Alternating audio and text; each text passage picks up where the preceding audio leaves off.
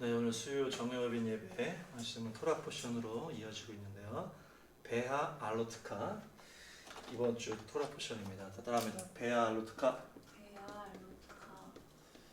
네, 그래서 이 말씀이 무슨 제목이 무슨 뜻이었죠? 켤때는 이런 뜻이었죠. 켤때는. 그래서 이것이 뭘 킵니까? 등잔이다, 등잔. 네, 그래서 메노라다. 이것은 뭐였어요? 성령님을 말하는 거였죠. 성령님을 말하는 성령님의 조명. 그래서 이번에 그 토라 포션에 보니까 스가랴 말씀이 이제 포함이 되어 있고, 그리고 계시록 말씀이 포함이 되어 있어요. 계시록의 11장에 보면은 두 증인이 나오는데 두 증인의 스토리가 토라 포션에 포함이 되어 있어요.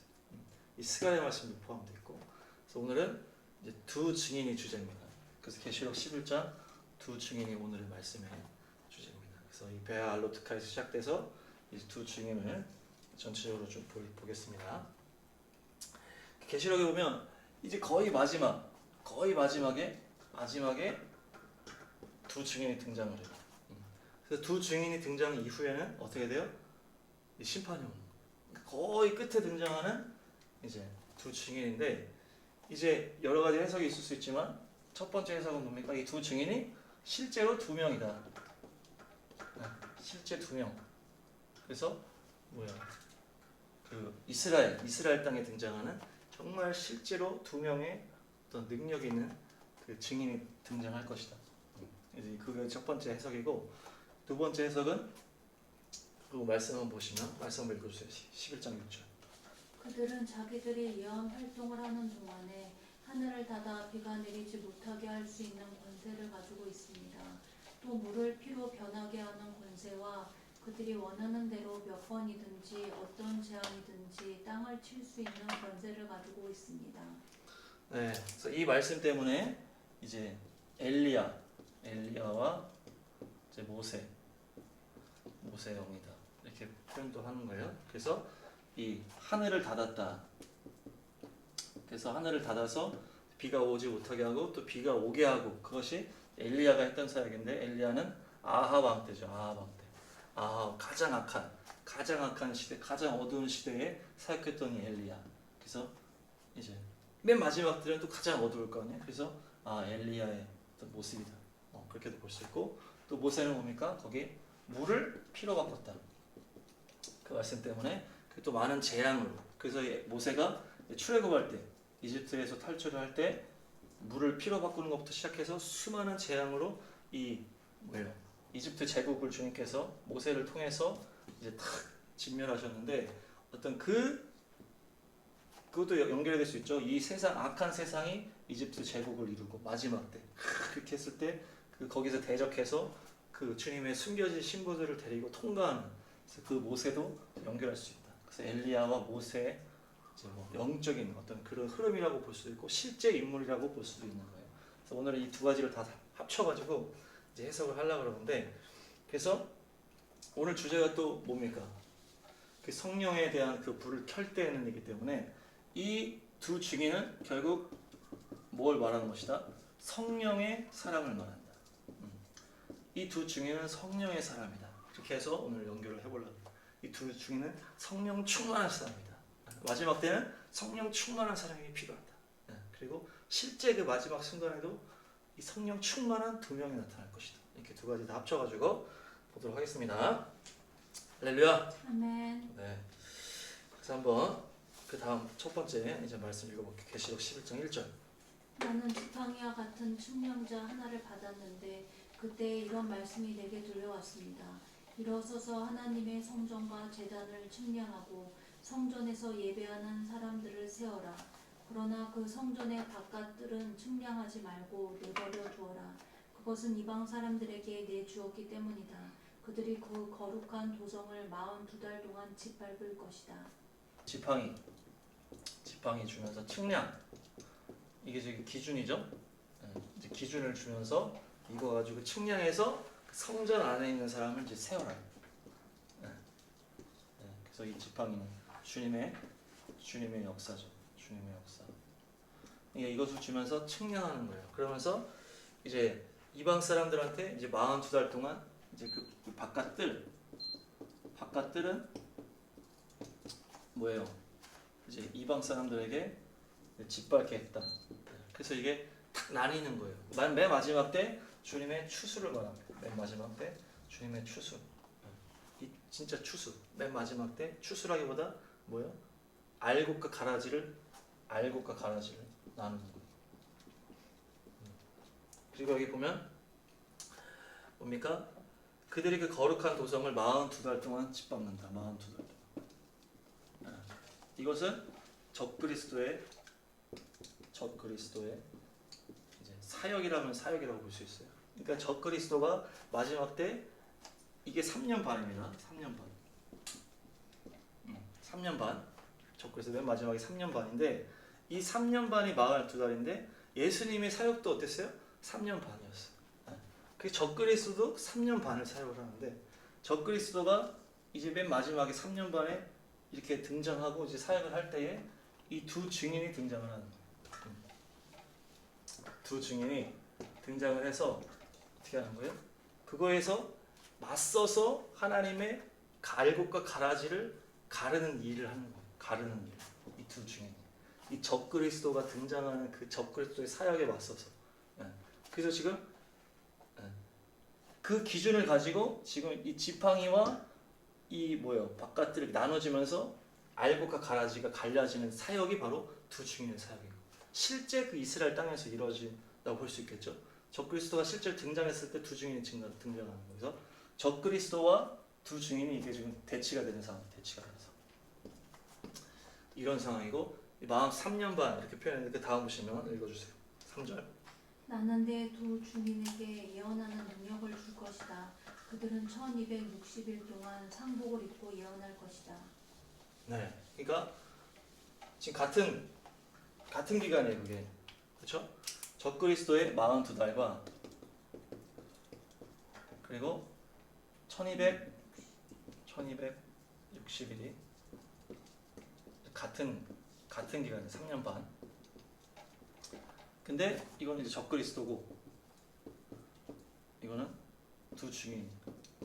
그러니까 이 두 팀이 대치되는 것을 지금 딱 나눠서 보여줘요. 이건 42달이라고 했고 이거는 같은 날짜인데 표현을 달리 했어요.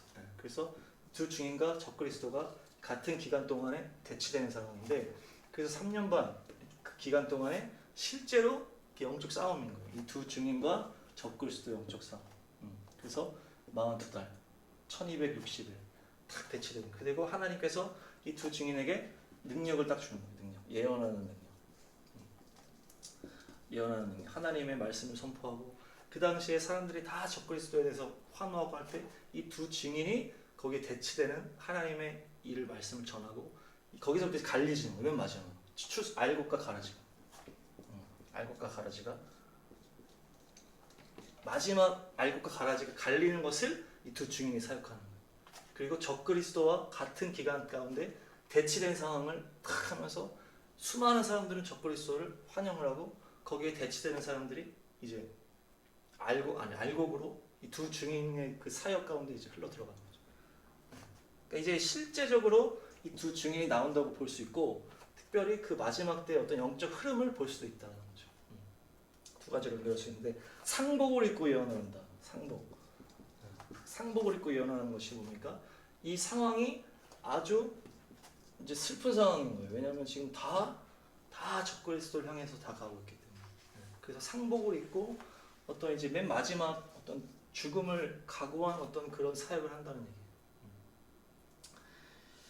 그렇게 해서 알곡과 가라지가 맨 마지막에 갈리는 그 사역들을 이 두 증인을 통해서 드러난 그 사역이 진행이 되는 거고 그 대치되는 대표 인물이 적그리스도. 계시고. 그들은 이 세상을 다스리시는 주님 앞에 서 있는 올리브 나무 두 그루요 촛대 두 개입니다. 그들을 해하려고 하는 사람이 있으면 그들의 입에서 불이 나와서 그 원수들을 삼켜 버릴 것입니다. 그들을 해하려고 하는 사람은 누구나 이와 같이 죽임을 당하고 말 것입니다. 네, 그러니까 이 두 증인을 지금 뭐로 표현하고 있어요? 두 촛대라고 표현한 거죠. 그래서 우리가 지금 촛대를 켤 때에는 그 표현이기 때문에 이제 이것을 이제 성령님이라고 봤을 때 이 두 증인은 성령의 사람이다. 네, 이렇게 연결할 수 있다. 성령 충만한 사람이 두 증인이다. 네. 그래서 이들을 해하려고 하면 어떻게 된다고요? 불이 나오는 그들의 입에서 불이 나와. 입에서 불이 나니까 막 불을 뿜는 하나님의 말씀을 막 선포한다는 얘기죠. 실제로 막 불이 나오는 거 아니겠죠?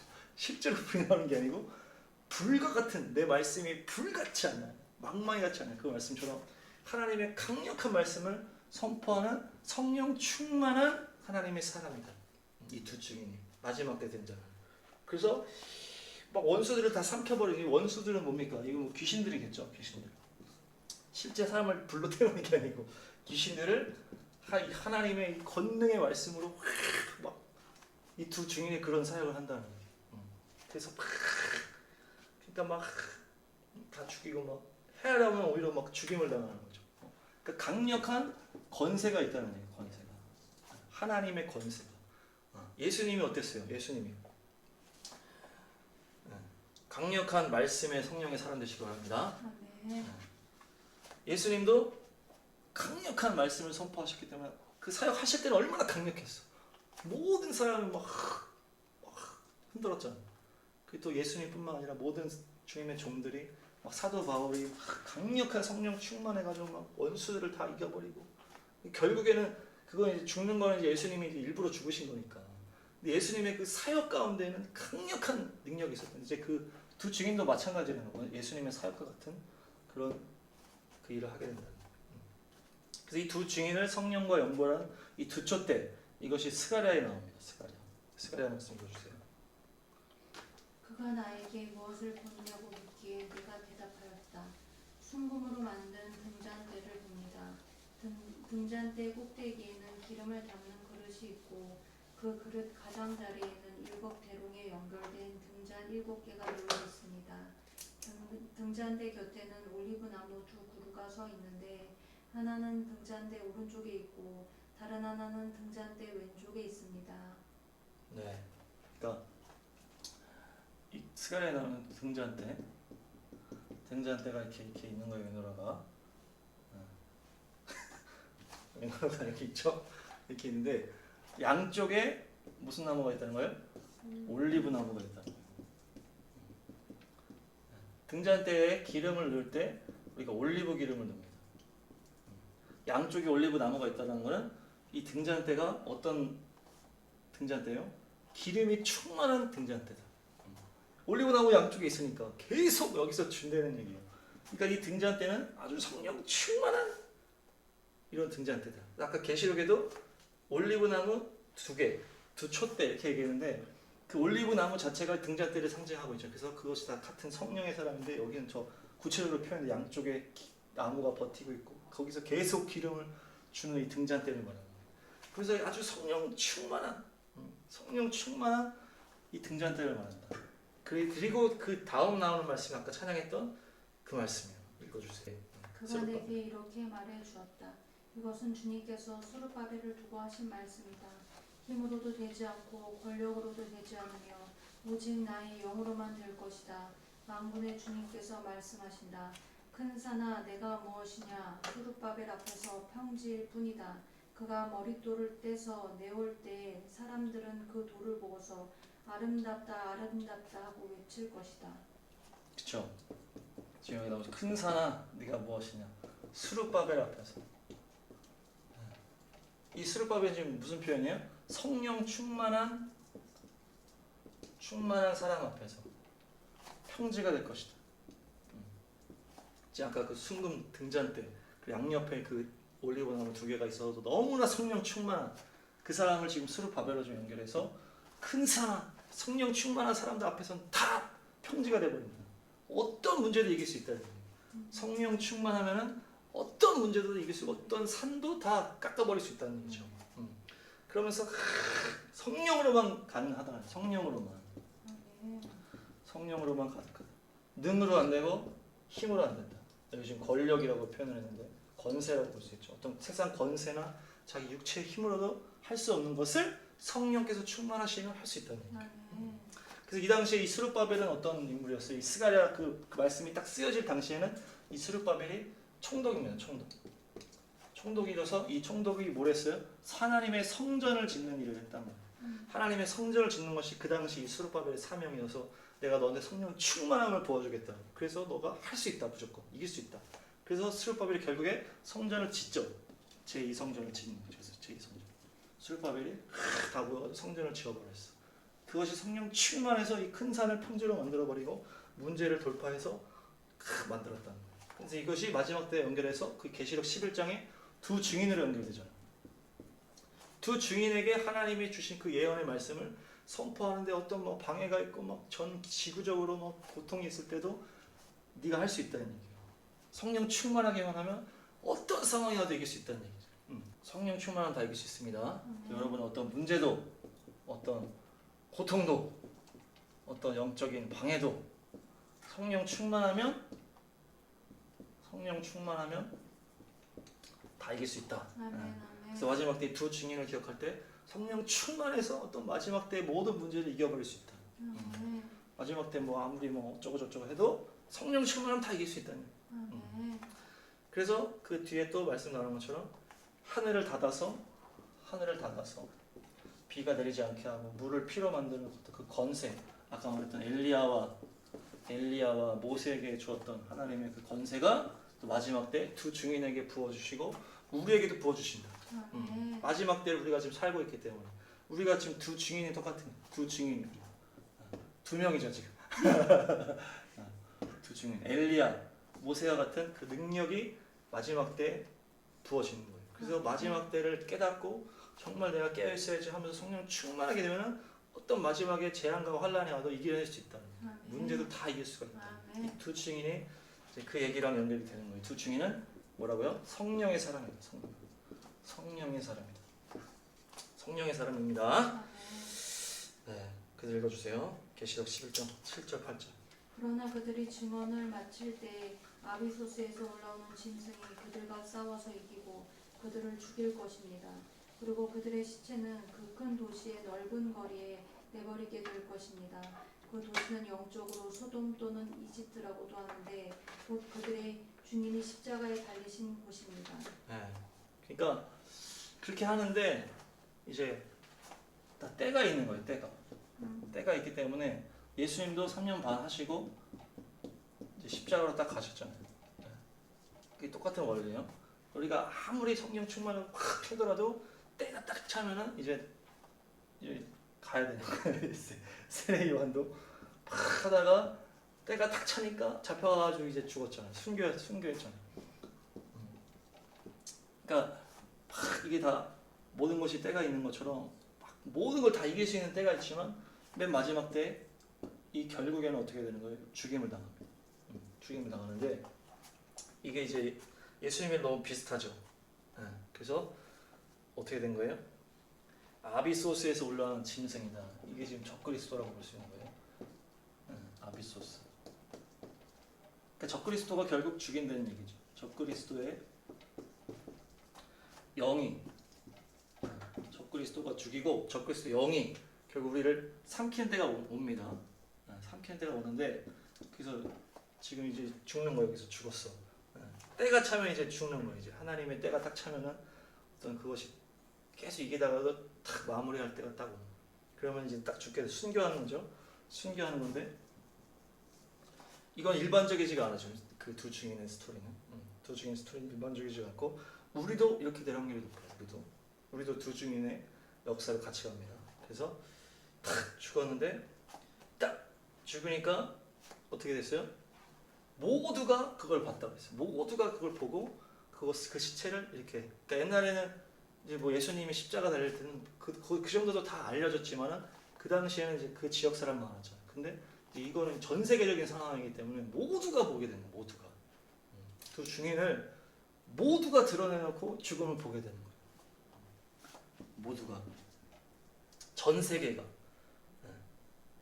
큰 도시의 넓은 거리에 내버리게 되고 영적으로는 소돔이다 이집트라고 하고 주님이 십자가에 달리신 곳이다. 그러니까 예루살렘이라고 볼 수 있고 예루살렘 이스라엘 땅 거기서 이제 실제적으로 이 두 증인이 실제 인물이 나타나서 그렇게 될 수도 있고 영적으로는 지금 우리도 다 연결될 수 있는데 하여튼 하나님의 그 땅 그래서 딱 죽임을 당하는데 구자 10절 여러 백성과 종족과 언어와 민족에 속한 사람들이 사흘 반 동안 그 두 예언자의 시체를 볼 것이며 그 시체가 무덤에 안장된 것을 허락하지 않을 것입니다. 그리고 땅 위에 사는 사람들이 그 시체를 두고 기뻐하고 즐거워하고 서로 선물을 보낼 것입니다. 그것은 이 두 예언자가 땅 위에 사는 사람들을 괴롭혔기 때문입니다. 네. 보니까 모든 종족이라고 볼 수 있어요. 여러 민족 막 하는데 모든 족속이 기뻐하는 거예요. 두 증인이 죽으니까. 네. 왜 그래요? 두 예언자가 괴롭혔다는 거예요. 두 예언자가. 네. 이거는 뭘 말하는 거냐? 두 예언자가 뭘 괴롭혀? 그러니까 이 모든 족속에서 말하는 그것은 모든 족속의 그 배도한 교회를 말하는 거예요. 배도한 교회. 그러니까 계속 얘기했지만 맨 마지막 때는 전 세계 교회가 생기겠죠. 복음이 다 전파되겠죠. 전 세계 교회가 생기고 그 교회가 전체적으로 맨 마지막에는 카톨릭으로 중심이 되는 그것으로 음료로 다 간다고 그랬잖아요. 그러니까 거기까지 다 간 다음에 이제 스토리예요. 그 다음에 이제 두 예언자가 나타나서 강력하게 이제 하니까 이들이 힘든 거예요. 그게 이 배도에서 영적으로 완전히 주님과 떨어지는 이 어떤 그 공동체라고 교회라고 하는 어떤 그 음료가 그게 너무 힘든 거예요. 이 두 증인의 이 사역 때문에. 그랬기 때문에 이 두 증인이 죽었을 때 모두가 기뻐했단 말이에요. 그러니까 이제 이 두 증인을 이 전체가 다 배도한 그 교회라고 하기엔 좀 그런데 그 공동체가 다 싫어했단 말이에요. 그러니까 이 두 예언자를 모두가 이단이라고 봤단 말이죠. 예수님이 그 당시에 그 모든 종교 지도자들이 예수님을 이단이라고 보고 모두가 다 죽인 것처럼 그 맨 마지막 때도 똑같이 완전히 다 배도해서 다 영적으로 주님을 떠난 그 공동체가 두 예언자가 싫었던 거예요. 왜냐? 두 예언자가 자꾸 너네가 잘못하고 딱 계속 그러니까 그 반대편에 서서 하니까 이미 얘네들은 다 배도해서 이렇게 됐는데 두 예언자가 그걸 계속 찔러대니까 얼마나 힘들었겠어. 근데 얘네가 이제 결국 죽으니까 얘네는 결국 이단이 맞구나 이렇게 하면서 모든 종족에 막 선물을 주고받고 막 기뻐했다는 얘기예요. 그러니까 이 두 예언자가 모든 사람들을 괴롭힐 게 뭐가 있어? 모든 사람을 괴롭힐 게 뭐가 있냐? 그러니까 그들이 그 배도한 그 마음의 그 심정을 괴롭혔다는 얘기예요. 계속 이 두 예언자가 찌르니까. 그 맨 마지막 주님의 이게 자비하심의 그 추수의 기준이었단 말이에요. 두 예언자가. 그러니까 완전히 갈 때까지 간 그 상황에서 끝까지 배도하지 않은 자들은 마음에 계속 그게 싫었던 거예요. 이 두 예언자를 죽이고 싶었겠죠. 그래서 결국 예수님을 죽였던 것처럼 모든 공동체가 힘을 합쳐서 예수님을 죽였다. 두 예언자를 죽은 것을 기뻐하는 적그리스도가 죽이고. 그게 이제 맨 마지막에 영적 상황을 지금 말하는 거예요. 때가 됐을 때. 그렇게 해서 막 사람들 다 좋아하는 거, 다 좋아해. 여러 민족이 좋아할 이유가 뭐가 있어? 다 그 공동체가 다 믿는다는 그 공동체 안에서 좋아했다는 얘기를 하는 거예요. 두 예언자는 모두가 인정하는 이단이 된 거죠. 이 두 예언자는 전 세계적인 이단이 된 거지.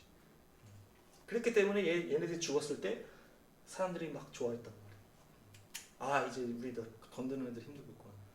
걔는 이제 죽었구나. 그러면서 막 좋아하는 거예요. 거기서 자유를 얻으니까. 정죄하면서 없어지니까. 그런데 이 두 증인은 이대로 끝나는 게 아니에요. 예수님과 같이 부활을 하는 거예요. 거기 읽어주세요. 그러나 사흘 반이 지난 뒤에 하나님에게서 생명의 기운이 나와서 그들 속으로 들어가니 그들이 제 발로 일어섰습니다. 그것을 목격한 사람들은 큰 두려움에 사로잡혔습니다. 그 두 예언자가 하늘로부터 자기들에게로 이리로 올라오너라 하는 큰 소리가 울려오는 것을 듣고 구름을 타고 하늘로 올라가니 그들의 원수들이 그것을 지켜보았습니다. 네. 이 두 증인은 특별해요. 그 일반 순교하고 끝나는 게 아니고 실제로 살아나는 거예요. 누구처럼? 예수님처럼 사는 예수님처럼. 예수님처럼. 이 죽은 거를 지금 모두가 다 봤어. 모두가. 네. 이게 맨 마지막 때이기 때문에 적그리스도가 모두를 통치할 수 있는 그런 상황이고 두 주인까지도 두 사역이 모두가 볼 수 있는 사역이기 때문에 여기가 죽었을 때 모두가 기뻐했단 말이에요. 다 그 배신한 배도한 그 사람들이. 근데 살아나게 한 거예요. 주님께서 3일 반 만에. 다 놀랬겠죠. 막 두려움이 막 사라져 버린 거예요. 누가 두려워할까? 뭐 그 사람들이 두려워했겠죠. 그 배신한 사람들이, 이 이단이라고 막 했던 사람들이. 예수님이 부활했을 때 그 로마 군병들이 막 죽인 무리들이 막 이걸 덮으려고 했던 건 똑같은 상황이에요. 그래서 막 두려워하면서 이렇게 하는데 이건 이미 다 전 세계가 다 목격했어. 다 이게는. 그러면서 올라오늘 하면서 승천하는 거예요. 승천. 뭐 그것들을 원수들이 다 지켜봤다.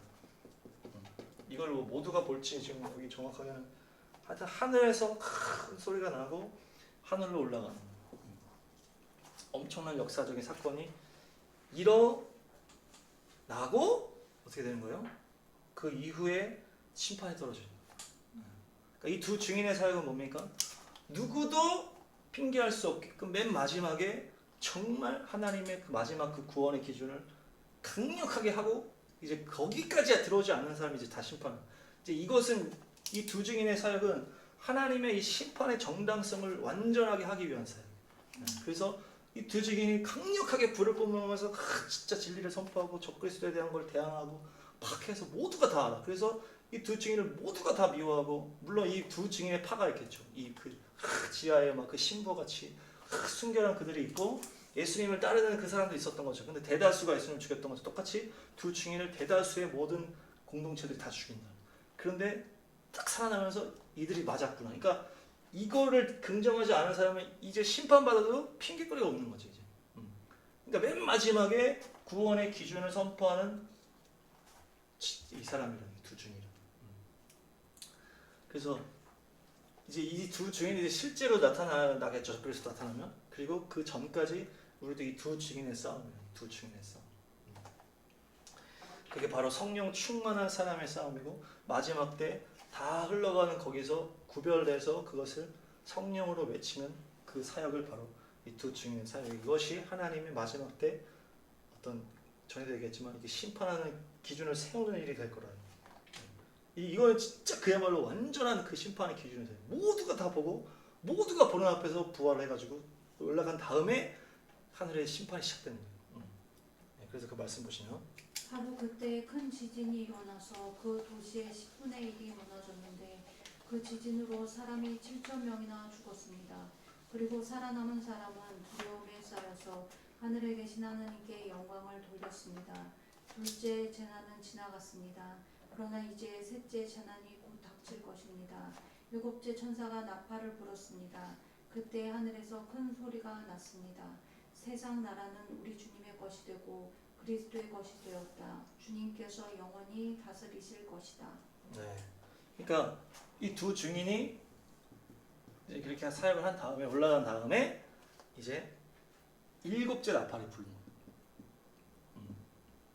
거예요. 이 두 증인은 거의 맨 마지막에 나타나는 거예요.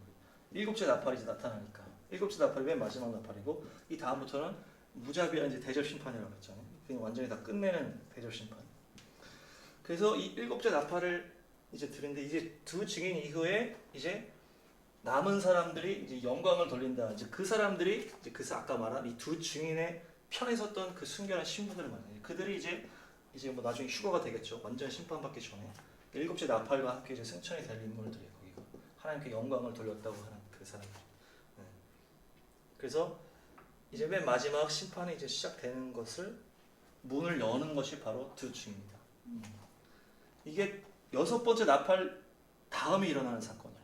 일곱째 나팔에 하나만 남겨놓고 딱 합니다. 일곱째 나팔이 왜 마지막 나팔이에요? 마지막 나팔 때 나팔 소리와 함께 우리가 들림받는 거.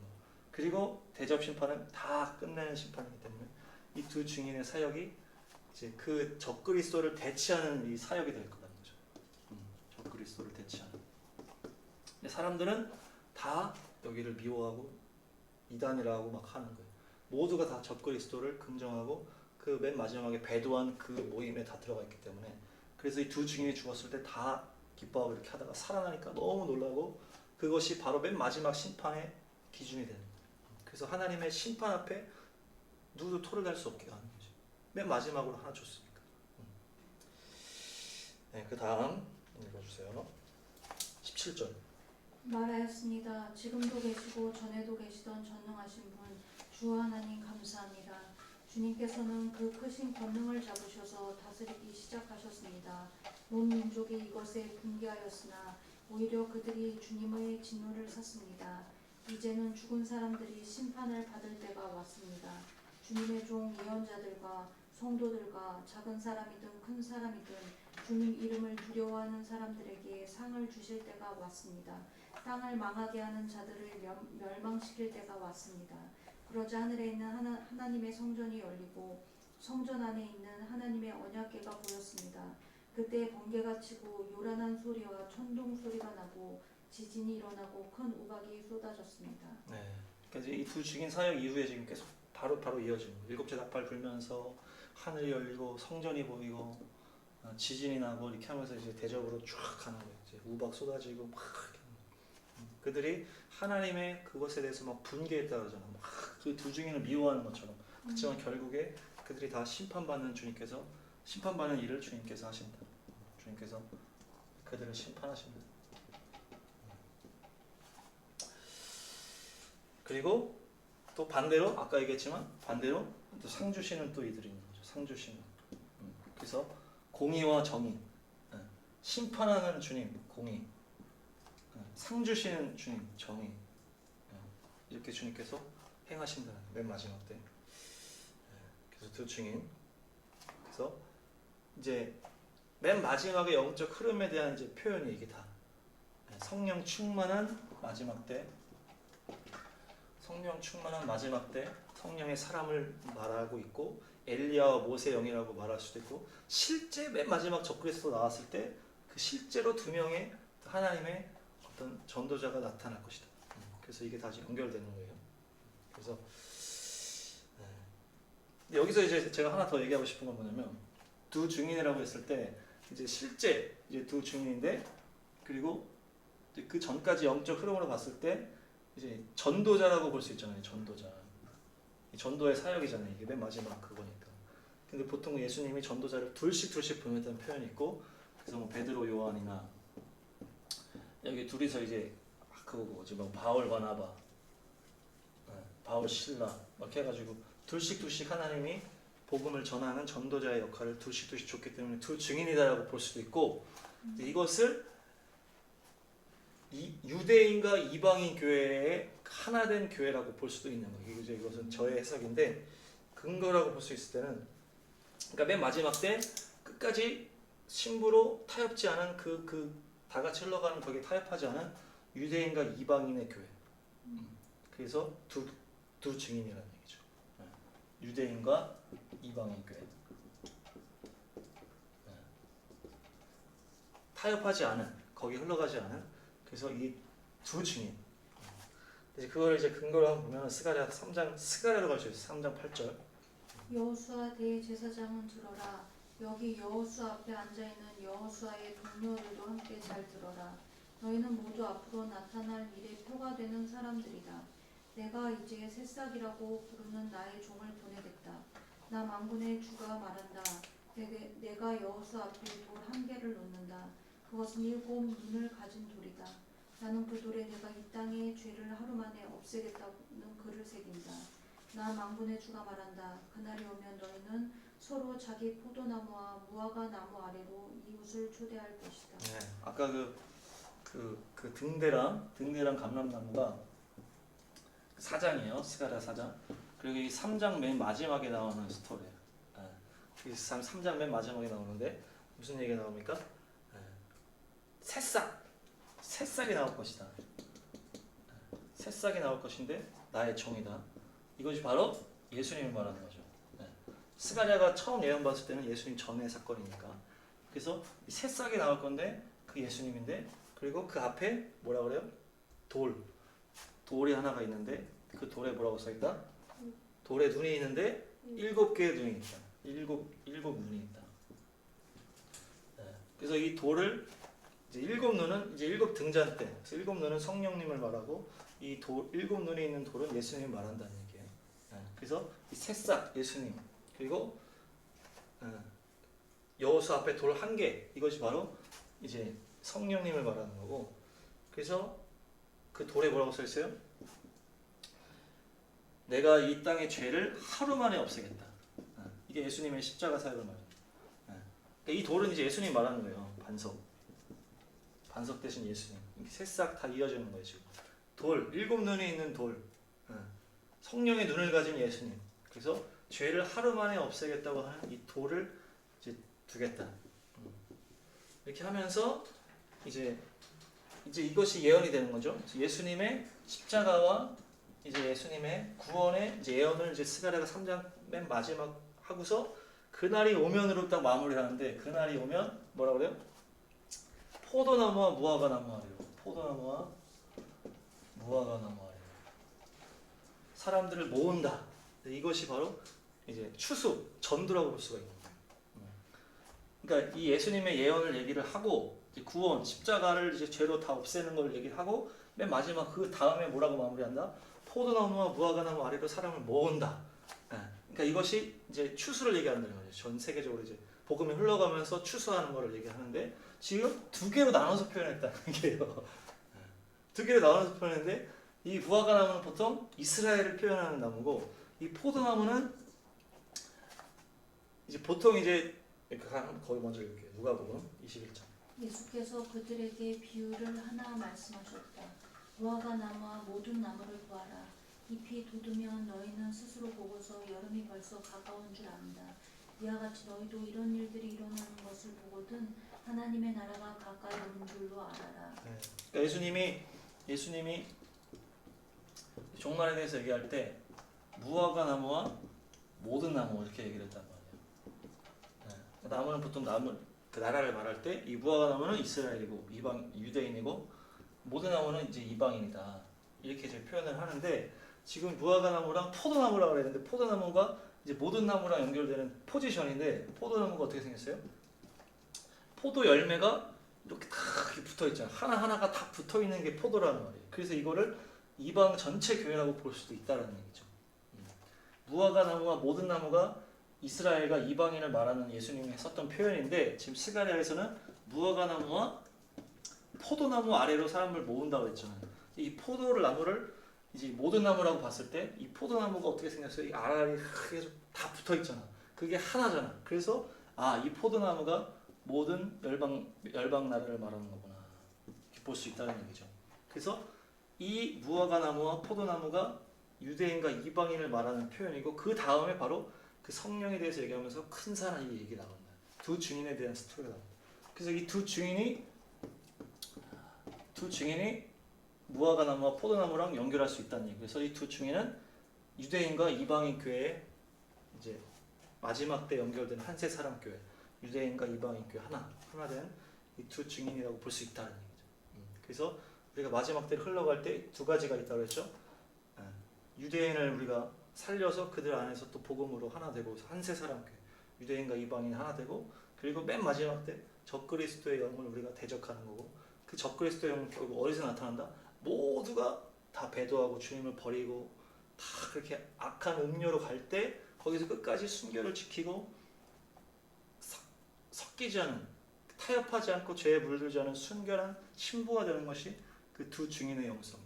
그렇게 했을 때 성령 충만하기 때문에 두려워할 게 없는 거예요. 그래서 계속 막 능력 있게 막 할 수 있다는 얘기예요. 우리가 두려워할 필요가 없다. 마지막은 다 적그리스도 중심으로 막 점점 흘러갈지라도 우리가 성령 충만하게만 하면 큰 산을 다 이길 수가 있다. 모든 문제를 다 이길 수 있다. 먹고 사는 문제 다 이길 수가 있다는 얘기예요.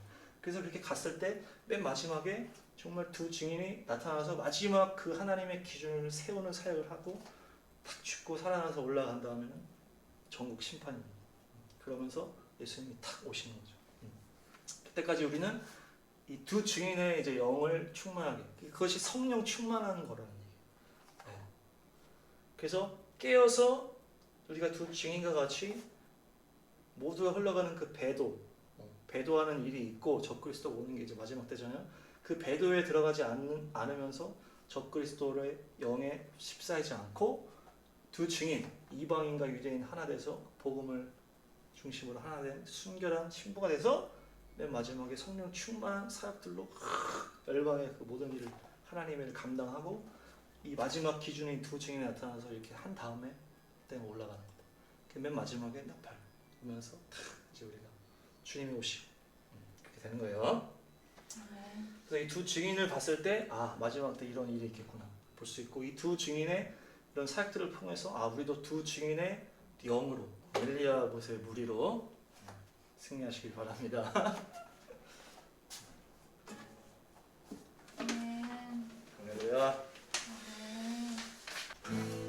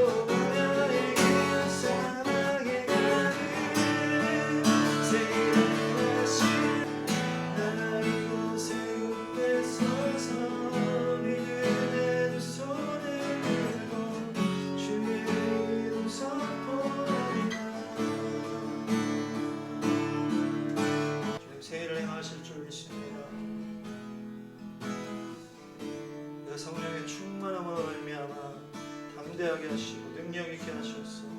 마지막 때 하나님의 놀라운 영광을 선포하고 주의 뜻을 이루는 하나님의 두 증인과 같은 용사가 되게 부족함이 없게 하십시오. 온전한 성령 충만함으로 더러운 공격을 이겨내고 귀신을 무찔러내고 주님의 뜻을 온전히 선포하고 이뤄낼 수 있도록 성령을 임하여 주시옵소서. 기름 부어 주시옵소서. 메시아 피노리를 씻으시고 성령 머리를 태우셔서 온전한 성령의 사람이 되어서 하나님의 일을 감당케 하십시오. 주여 감사합니다. 감사합니다. 한번 받아주시옵소서. 메시아로 기도합니다.